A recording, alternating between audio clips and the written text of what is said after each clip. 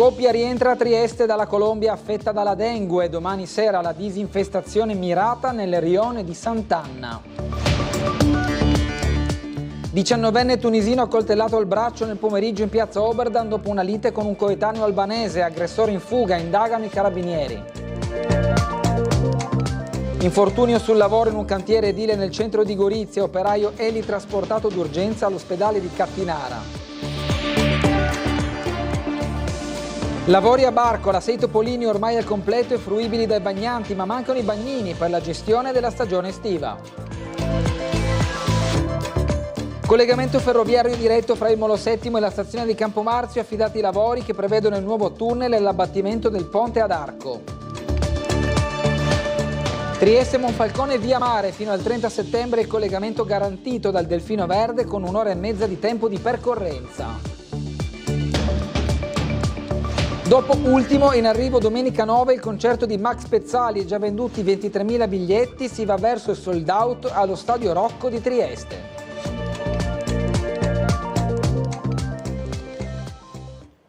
Buonasera, bentrovati con il telegiornale di Tele4. Salgono a 4 con altri 2 casi accertati la scorsa notte all'ospedale di Cattinara e casi di dengue a Trieste nelle ultime 2 settimane. A seguito del sopralluogo dei tecnici dell'azienda sanitaria nella zona di residenza della coppia affetta dal virus e dall'ordinanza del sindaco emessa nel pomeriggio, domani sera scatterà la disinfestazione mirata in una parte del rione di Sant'Anna. Vediamo.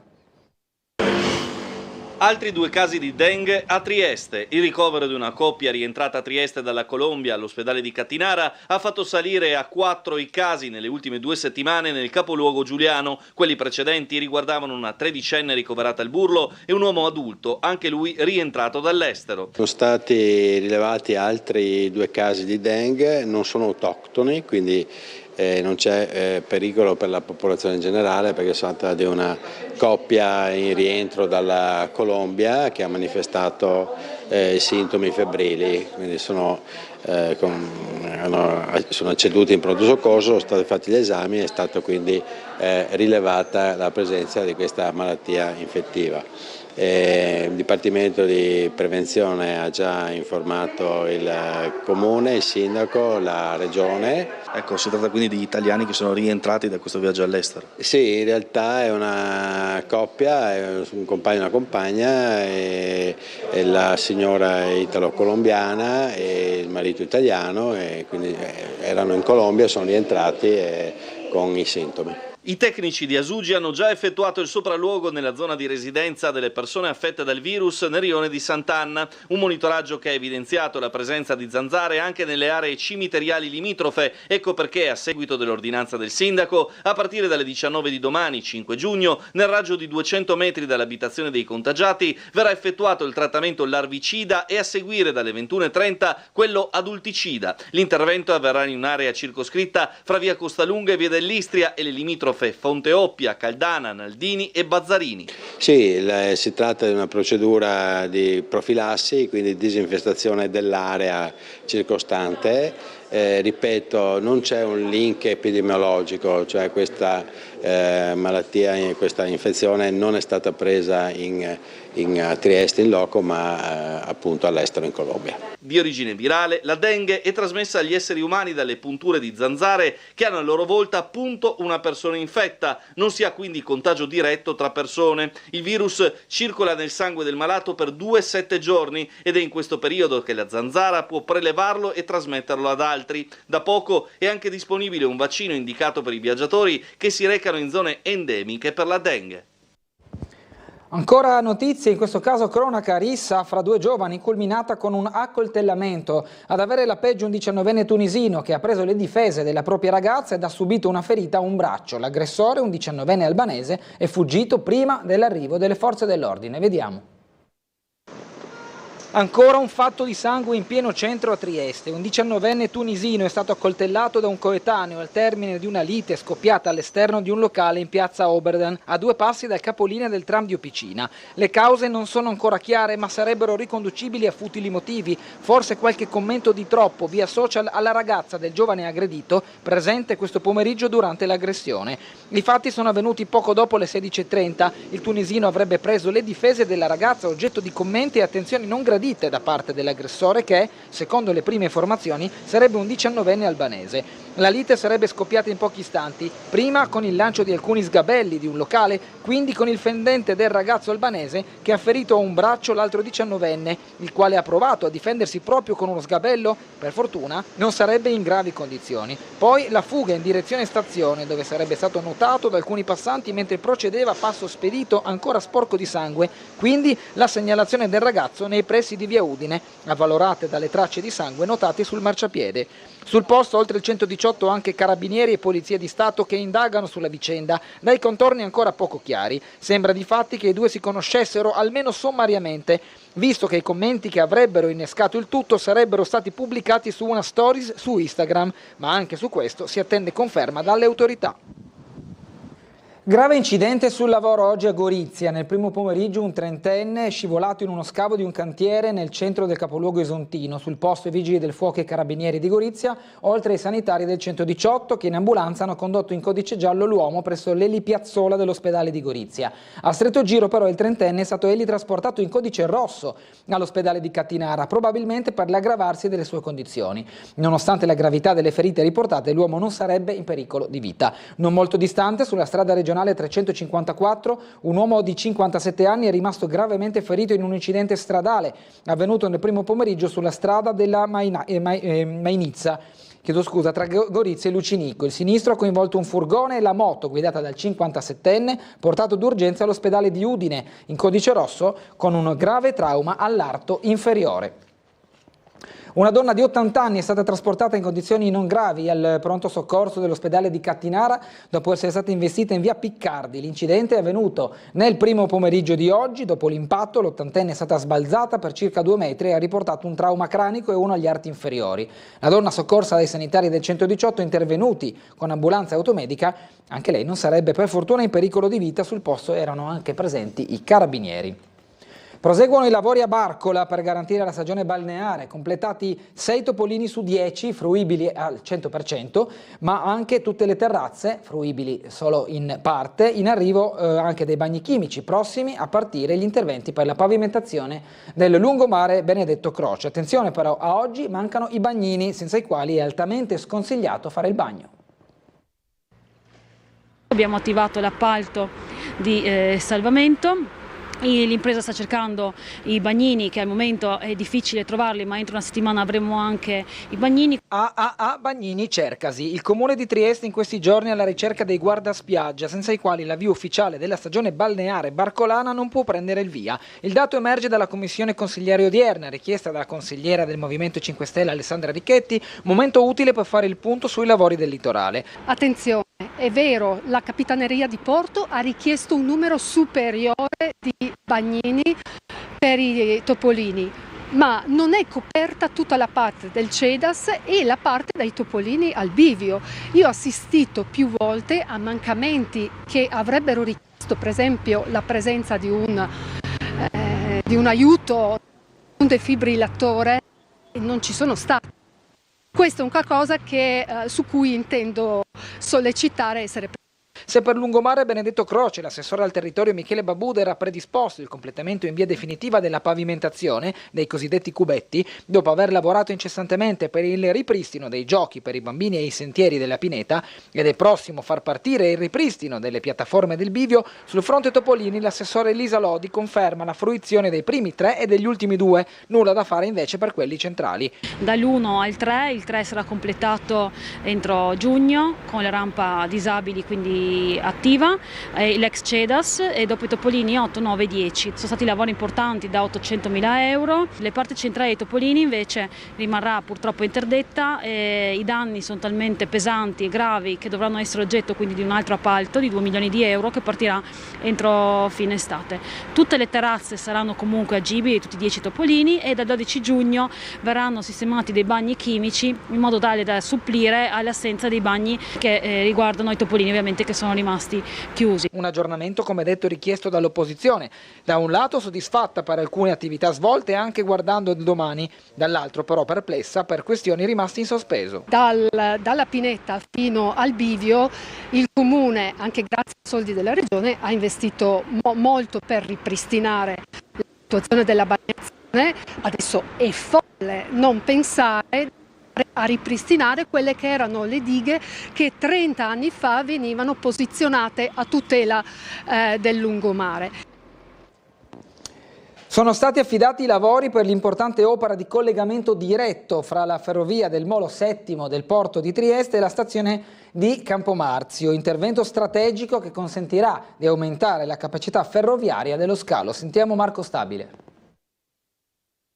Nuovo decisivo passo per il collegamento diretto fra il Molo VII del porto di Trieste e la stazione di Campomarzio. Rete Ferroviaria Italiana ha aggiudicato la gara per la progettazione esecutiva e l'effettuazione dei lavori necessari alla realizzazione del cosiddetto Varco 5 e alla demolizione del ponte ad arco previste nel progetto relativo al collegamento diretto fra il porto di Trieste e la stazione di Campomarzio. Nello specifico verrà realizzata una nuova galleria artificiale a singolo binario di circa 80 metri che permetterà il transito di qualsiasi tipologia di traffico merci, in particolare intermodale e semirimorchi, collegando il varco del Molo VII con il fascio arrivi e partenze della stazione. Al contempo si procederà alla demolizione del ponte ad arco esistente tramite operazioni di sollevamento e traslazione. Gli interventi consentiranno di aumentare la capacità dell'impianto e migliorare l'accessibilità tra lo scalo e l'infrastruttura ferroviaria nazionale. La progettazione esecutiva e l'esecuzione dei lavori saranno a cura di Preve Costruzioni SPA. L'investimento complessivo è di circa 7 milioni di euro, finanziato interamente con fondi del PNRR.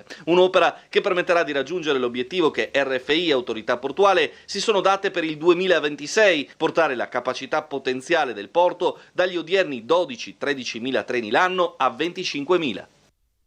Dura una novantina di minuti senza soste intermedie il tragitto marittimo tra Trieste e Monfalcone, partito questa mattina e che sarà attivo fino al 30 di settembre. Presto Trieste Trasporti inaugurerà una nuova linea marittima con Barcola. Vediamo. È partita alle 8:30 di stamani la prima corsa del nuovo collegamento marittimo fra Trieste e Monfalcone. Gestito dal Delfino Verde in un primo tempo con la motonave Ammiraglia Deluxe, il servizio sarà attivo fino al 30 settembre. La linea Trieste-Monfalcone, attesa da una quarantina d'anni, attraccherà nella città dei cantieri in quello che è il punto più a nord del Mediterraneo dopo un tragitto di circa 90 minuti. 3 le partenze giornaliere. A Trieste alle 8:30, alle 12 e alle 15:45, a Monfalcone alle 10:15, alle 14 e alle 17:30. Ci sarà la possibilità di trasportare anche biciclette, laddove le tipologie dei titoli di viaggio riguardano la corsa singola, la corsa andata e ritorno, un carnet di 10 e un carnet di 50 corse. Il trasporto marittimo dunque si rafforza e si rivela un asset importante per il trasporto pubblico locale in Friuli Venezia Giulia. Non a caso, per quest'estate su Barcola, Trieste Trasporti ha in mente un nuovo collegamento. Stiamo lavorando per far partire un servizio innovativo che noi chiamiamo Barcola 2, l'autobus del mare, cioè un servizio che si aggiunge all'ordinario Trieste-Grignano, Sistiana, e che servirà ai cittadini triestini e ai turisti ovviamente per andare dal centro città a Barcola facendo diverse fermate in Porto Vecchio, ai Topolini, eccetera. La partenza si sa già più o meno? Non dico date perché gli annunci sono sempre molto pericolosi. Grado verso il voto per l'elezione del nuovo sindaco dopo 8 mesi di gestione commissariale. In corsa ci sono 3 candidati, uno del centrosinistra, Corbatto, e 2 sostenuti da coalizioni di centrodestra, ovvero Bredeon e Marin. Vediamo. Il già 2 volte sindaco Roberto Marin e il debuttante Giovanni Battista Bredeon a centrodestra, Giuseppe Corbatto, in passato vice sindaco per il centrosinistra. Sono i 3 candidati a sindaco di grado in corsa alle elezioni dell'8 e 9 giugno per il rinnovo di un'amministrazione gestita negli ultimi 8 mesi dal commissario Augusto Viola, dopo il terremoto politico di fine settembre che aveva portato alla caduta di Claudio Kovac. 9 le liste in campo, 3 per ciascun candidato, per un totale di 146 aspiranti al Consiglio Comunale dell'Isola del Sole. Bredeon si presenta per la prima volta appoggiato da Fratelli d'Italia, Coraggio Italia e Uniti per Grado.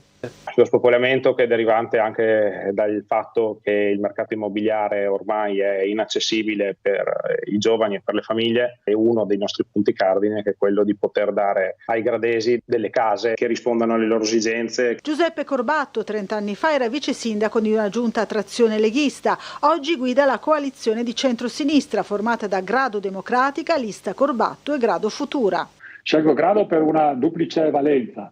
Innanzitutto chiaramente come turistica e poi anche un'appartenenza a una comunità che deve trovare l'unità di intenti e deve diventare sempre più unita, coesa.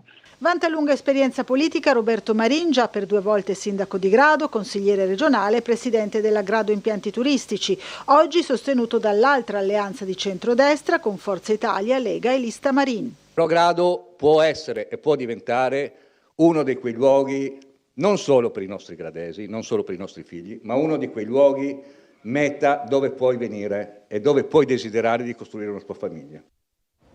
Andiamo ora a leggere una notizia dal sito del quotidiano Il Piccolo. 70enne picchiato per strada in via Ghega a Trieste, l'aggressore è stato poi fermato dalle forze dell'ordine. Un 70enne è stato aggredito in strada in via Ghega a Trieste. L'episodio si è verificato attorno alle 17 del pomeriggio di oggi. L'aggressore si è poi allontanato e è stato riconosciuto e fermato dalla Polizia di Stato. Si tratta di un giovane italiano con precedenti e dunque già noto alle forze dell'ordine. La vittima è stata medicata al pronto soccorso dell'ospedale di Cattinara. Questo è un aggiornamento sui fatti di cronaca di quest'oggi a Trieste. Abbiamo detto di Grado, passiamo ora invece al diritto di iniziativa legislativa al Parlamento europeo e l'elezione diretta del Presidente della Commissione europea. Sono i punti del programma di Stati Uniti d'Europa per le elezioni europee, sui quali è intervenuta oggi la deputata di Italia Viva Isabella De Monte. Non c'è l'iniziativa legislativa del Parlamento ed è vero, e in effetti è una cosa che noi vogliamo cambiare, come anche vogliamo l'elezione diretta della Presidente o del Presidente della Commissione europea, dei commissari, quindi in questo senso sono assolutamente d'accordo, cioè noi dobbiamo introdurre un sistema democratico per cui i cittadini, oltre a eleggere i parlamentari, devono decidere anche quello che potremmo chiamare l'organo di governo. L'Unione Europea è governata dagli Stati membri. Perché dico questo? Perché quando noi vediamo la Meloni che va a Bruxelles al Consiglio Europeo, ecco, e lì si decide la strategia, no? I capi di Stato e di governo, quindi Macron, Meloni, eccetera, vanno a Bruxelles, si siedono intorno a un tavolo e decidono le cose strategiche. Quando io vedo che il governo va a votare a favore del Case Green e poi torna a casa e dice che è contrario, a me francamente fa ridere ma anche rabbia. Però ricordiamoci che oggi il potere è quasi integralmente in capo agli Stati membri. Noi dobbiamo invece cambiare, e questo è Stati Uniti d'Europa, cambiare questo sistema e fare in modo che i cittadini abbiano un rapporto più diretto e anche di controllo verso non solo il Parlamento europeo che viene eletto, ma anche verso chi ha oggi il peso e quindi l'altra parte del colegislatore, ma soprattutto l'organo di governo dell'Unione Europea. Ancora politica, il leader dei Verdi Angelo Bonelli oggi a Trieste per sostenere i candidati regionali alle elezioni europee ha usato toni severi contro il governo italiano riguardo l'assenza di vere politiche per la pace e verso l'ambiente.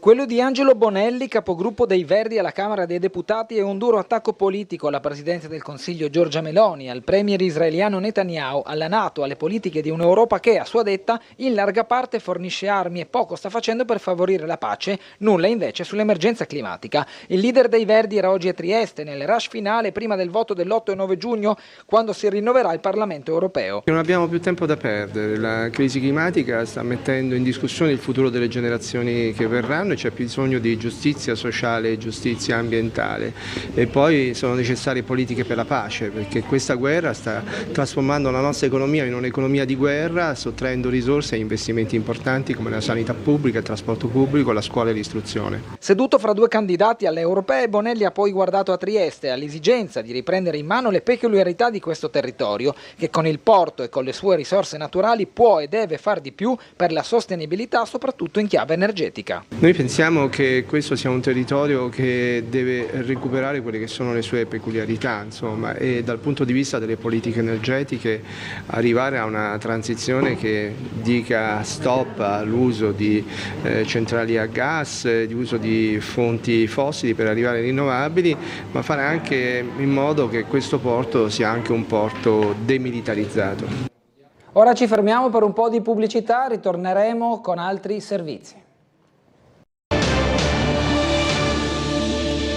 Riprendiamo il telegiornale. Varata oggi la prima guida triestina per evitare il passaggio al pronto soccorso dei pazienti, mirata in particolare a fornire un pacchetto di informazioni utili ai medici di medicina generale per indirizzare i propri assistiti. Marco Stabile. La prima guida triestina per evitare il passaggio al pronto soccorso attraverso una gestione più oculata delle visite urgenti specialistiche indirizzata ai medici di assistenza primaria.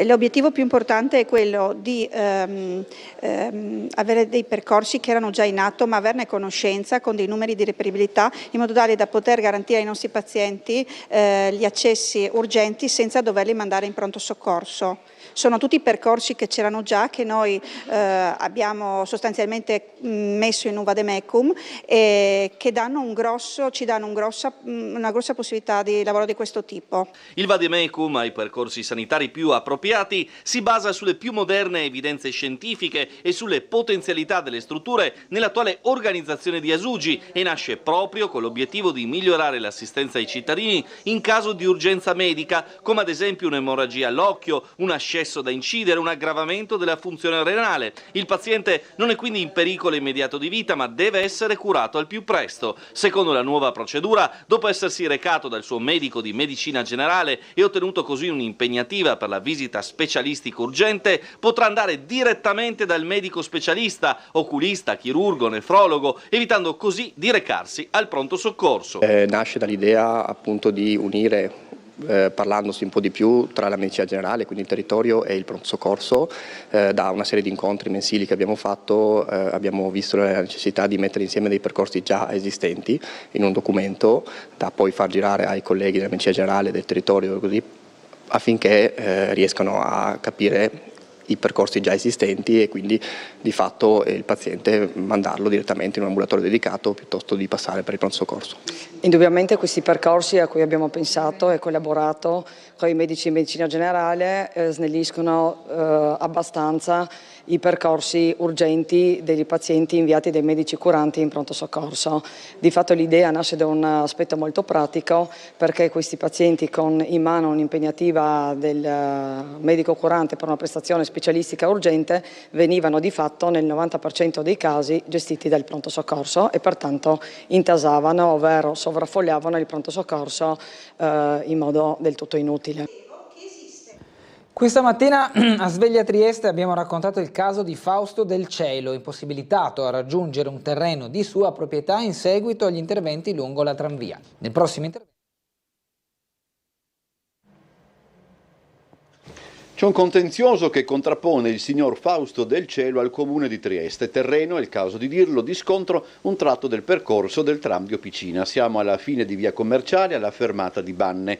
In occasione delle prescrizioni dettate dall'ANS Fisa, necessarie per la rimessa in esercizio della linea, il comune ha eseguito una serie di interventi di manutenzione straordinaria, realizzando banchine e marciapiedi rialzati. Con la costituzione di questa banchina, questo manufatto, automaticamente mi è stato inibito l'accesso alla mia proprietà, che si trova a circa una ventina di metri dopo i cartelli. Quindi non posso né accedervi né fare qualsiasi altra attività.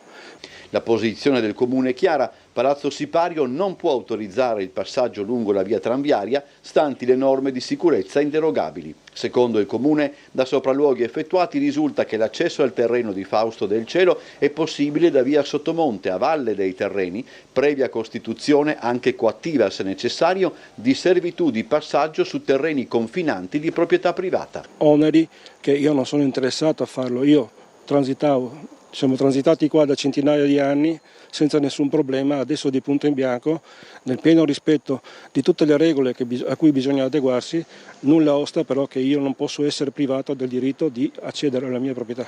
Un procedimento di mediazione, stante l'inconciliabilità delle rispettive posizioni, si è chiuso con un nulla di fatto.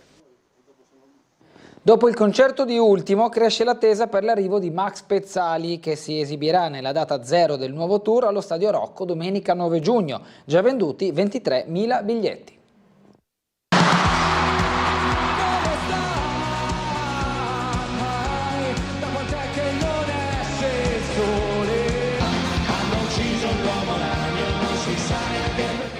iniziato il concerto di Ultimo con il successo di 20.000 presenze. È già tempo di preparare il Rocco per lo spettacolo di Max Pezzali. Per l'evento di domenica prossima, 9 giugno a Trieste, anche in questo caso data zero di un lungo tour estivo negli stadi, sono già stati venduti 23.000 biglietti. Ne restano ancora circa 2.000 in vendita per i posti nelle tribune laterali. Si va dunque verso il sold out per l'ex frontman degli 883, il cui successo varca i confini di diverse generazioni, grazie a canzoni dai testi entrati ormai a far parte della cultura pop in tutta Italia. E il tour 2024, intitolato Max Forever Hits Only, con una scaletta di soli grandi successi, promette davvero di accontentare i fan di tutte le età, da quelli fedelissimi della prima ora ai giovani e giovanissimi, in tanti in arrivo a Trieste da diverse parti d'Italia. Già iniziati ieri i lavori per la transizione dal vecchio al nuovo impianto video, audio e luci sullo stesso palco già allestito per Ultimo si concluderanno domani, giornata in cui è previsto anche l'arrivo in città dello stesso Max Pezzali, che fino a domenica sarà impegnato nelle prove con i tecnici e i musicisti. Rispetto all'anno scorso l'artista presenta uno show completamente rinnovato con palco e scenografie inedite pensate appositamente per questo nuovo tour, e l'attesa dei fan cresce di ora in ora. Stasera al via la serie di finale promozione di basket fra Cantù e Trieste. Abbiamo chiesto ai 4 grandi campioni della storia della pallacanestro Trieste di spiegarci le chiavi tecniche della sfida, ovvero ad Alberto Tonuta, ad Andrea Coronica, a Daniele Cavaliero e Andrea Pecile, che erano ospiti ieri sera al Caffè dello Sport.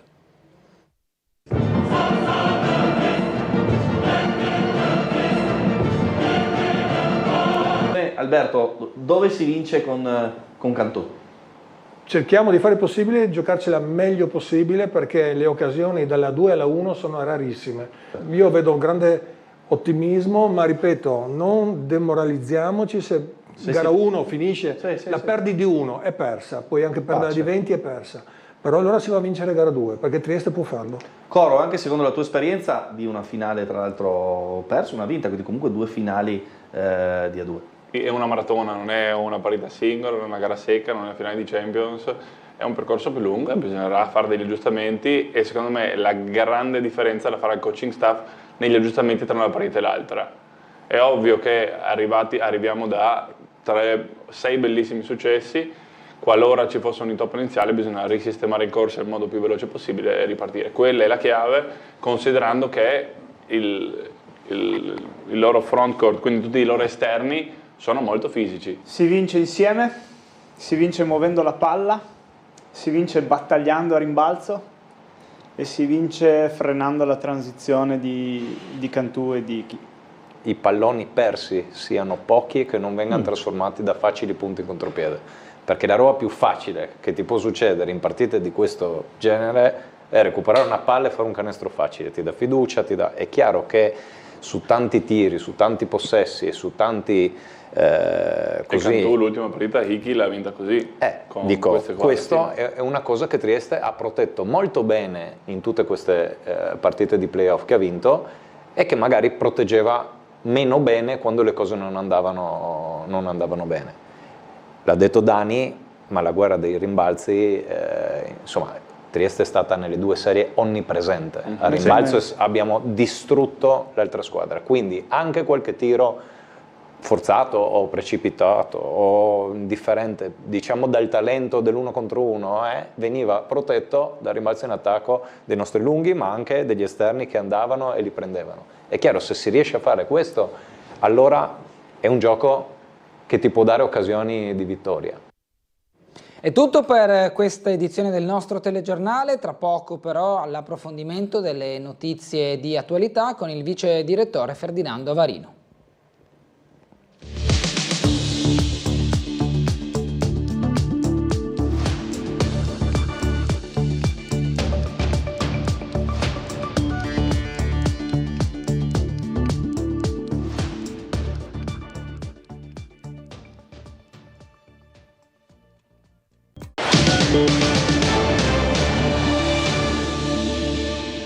Ben ritrovati all'approfondimento di Tele4, quello che segue il telegiornale serale in compagnia in videocollegamento del vice direttore del gruppo media nord-est di Tele4, Ferdinando Avarino. Buonasera Ferdinando, ben trovato.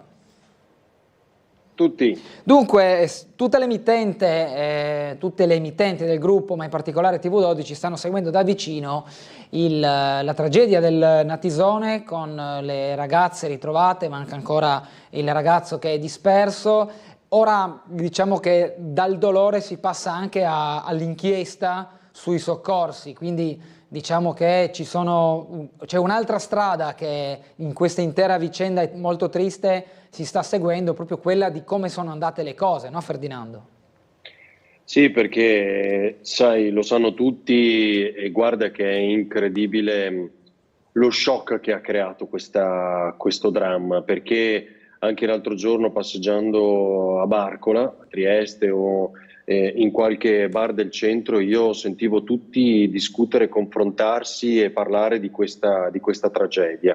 Oggi è stata una giornata, devo dirti, dolorosissima, che ha messo ancora una volta a dura prova anche i nostri colleghi, perché sentire dalla viva voce di Micaela, la mamma di Patrizia, una delle ragazze,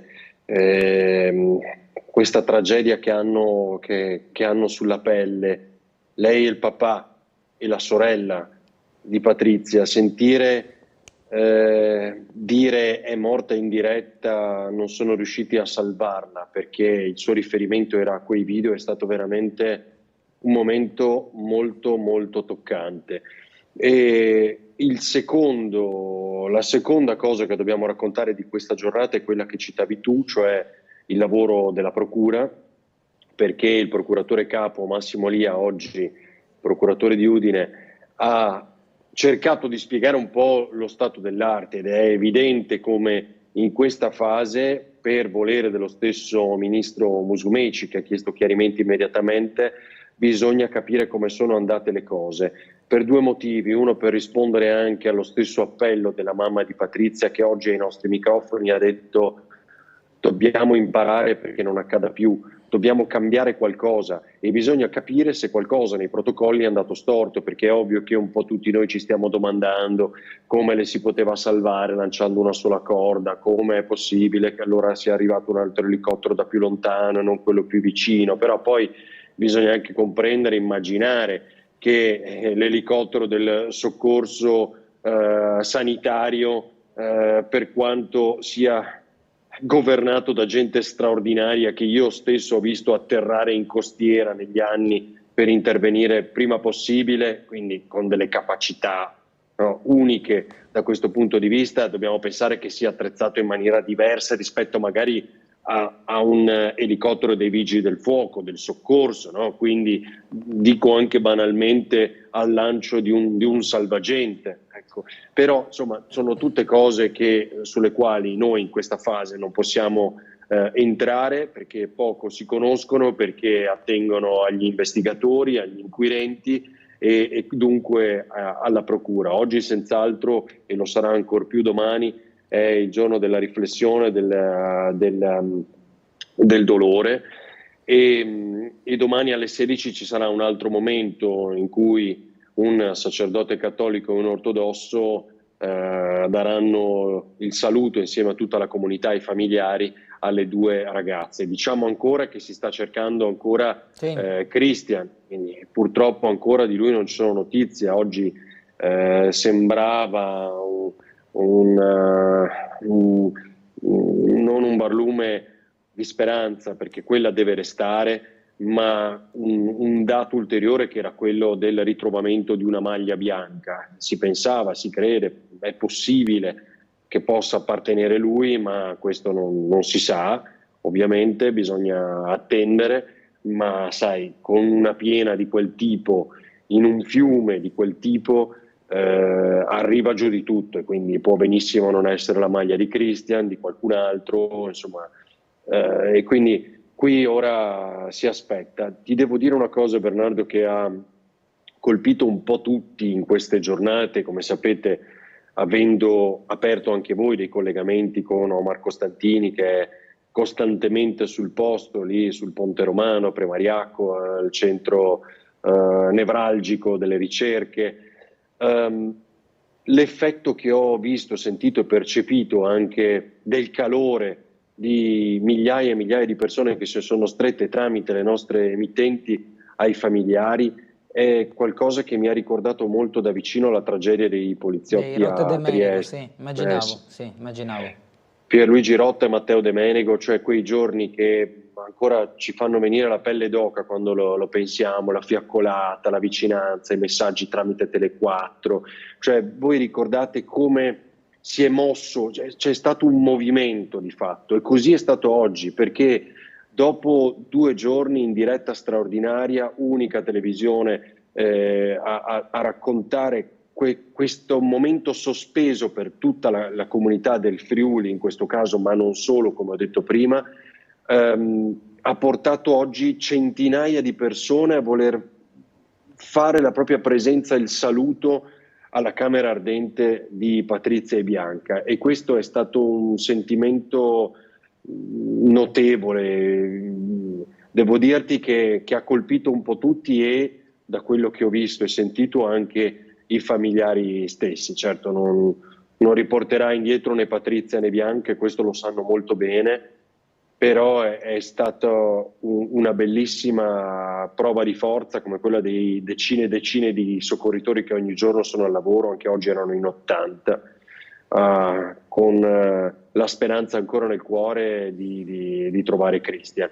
Purtroppo il Natisone racconta una storia di dolore nel suo passato, un subesperto il cui corpo è stato trovato dopo 2 anni, quindi dobbiamo ricordarci quello, qualcun altro in vita invece dopo 1 settimana di ricerche. Insomma, quindi noi dobbiamo continuare a sperare che Christian ci sia e possa tornare a raccontare almeno lui questa vicenda terribile.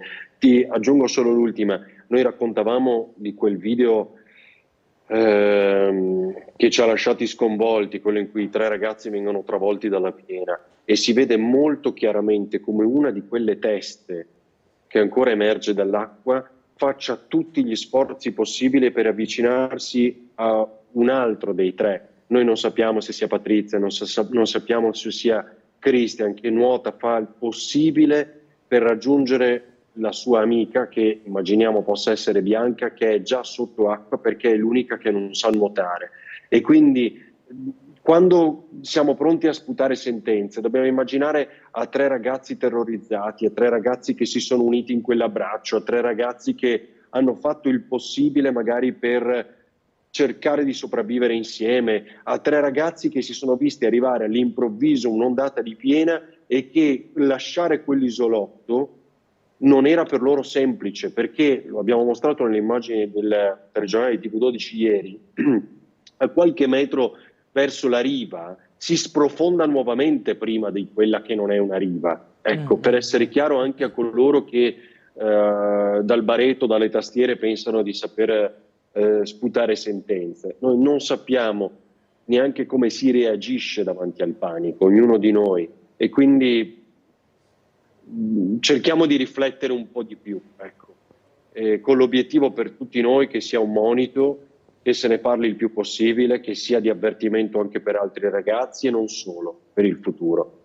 Sì, anche perché, come hai detto tu, poi è facile parlare senza conoscere, senza viverlo, ed è anche brutto vedere, leggere certi commenti faciloni, quando poi non si vive in prima persona la situazione, non soltanto i ragazzi ma anche poi i soccorritori, i familiari e tutti quelli che si sono spesi per cercare di aiutarli. Seguiremo in egual maniera anche, come abbiamo ricordato in apertura di collegamento, anche quello che sarà il percorso dei controlli relativi alle telefonate, alle tempistiche, che è tutta un'altra vicenda, però è collegata al dramma di questi 3 ragazzi, sempre con la speranza di ritrovare Christian, magari sarebbe bello vivo, sarebbe una parziale, diciamo una parziale in qualche modo misura di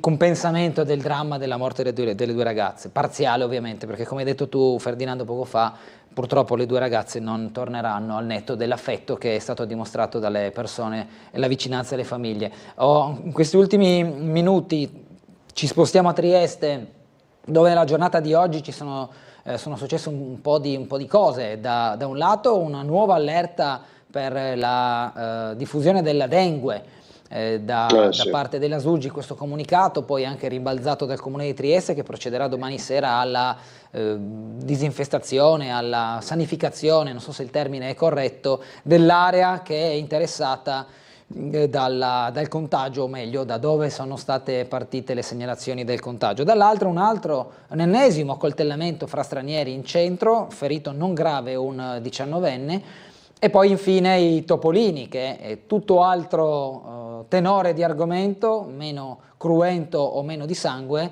però è chiaramente un argomento, perché ormai se questo tempo un po' altalenante e bizzarro lascerà spazio all'estate, in tanti si riverseranno a Barcola e sono pronti 6 topolini su 10, che comunque è un risultato. Ricordiamo, topolini pronti in toto.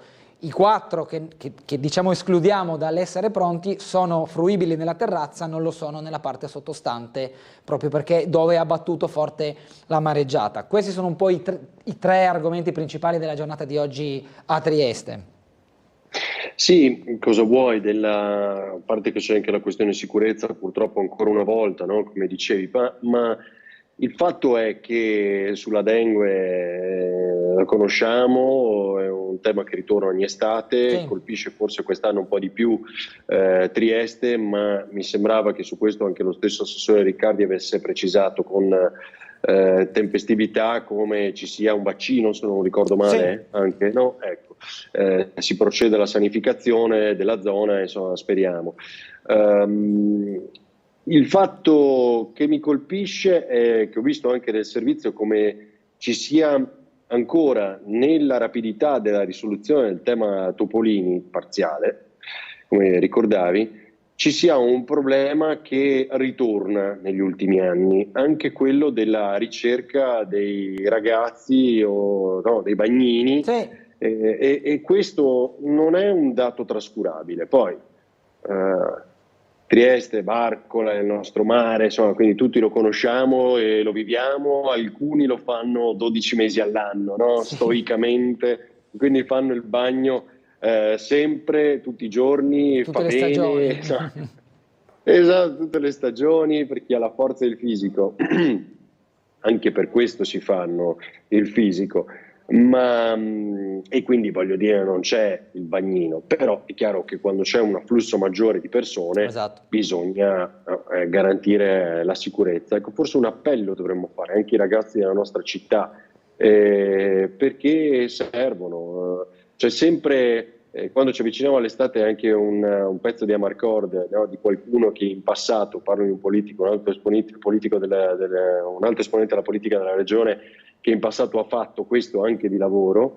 Era un periodo in cui tra l'altro venivano pagati, no, era un lavoretto estivo che ti consentiva di mettere da parte qualche soldino. Oggi è un mondo diverso, purtroppo, anche da quel punto di vista, e questo dovrebbe insegnarci molto anche sui tempi che viviamo. A proposito dei salari fermi al 1990, ecco, tramite cooperative esterne oggi non si guadagnano più quei soldini lì, e anche questo probabilmente è meno appetibile, no?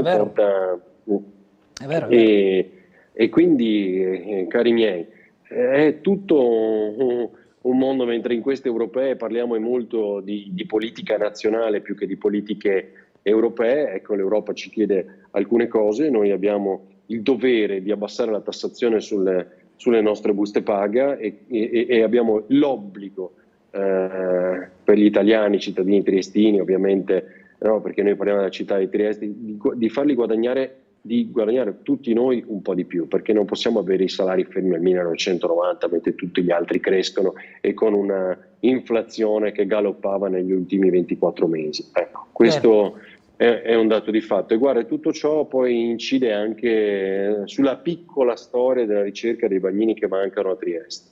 Vero, è tutto collegato. Ferdinando, grazie, una buona serata e a risentirci. Grazie a voi, buona serata. Buona serata a tutti, appuntamento a domani mattina alle 7 con Sveglia Trieste. Buona serata di nuovo.